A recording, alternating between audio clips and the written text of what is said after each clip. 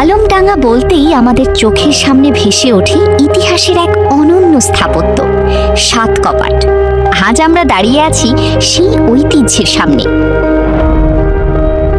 আপনারা ভাবছেন এটা হয়তো সাধারণ একটি বাঁধ বা সেচ প্রকল্প, কিন্তু না, এর প্রতিটি ইট আর প্রতিটি খিলানে মিশে আছে আমাদের এলাকার পুরনো দিনের অনেক গল্প। এই সাত কপাট শুধু একটি সেচ প্রকল্প নয়, এটি আমাদের অঞ্চলের ইতিহাসের সাক্ষী। আজও যেন কালের গর্ভে হারিয়ে যাওয়া সেই দিনগুলোর গল্প শোনাচ্ছে এই স্থাপনাটি, যেন দাঁড়িয়ে আছে ইতিহাসের এক নীরব প্রহরী হয়ে। খালের স্বচ্ছ পানি, দুপাশের সবুজ বৃক্ষ আর সাত কপাটের এই বিশালতা, সব মিলিয়ে জায়গাটি এক কথায় অপূর্ব।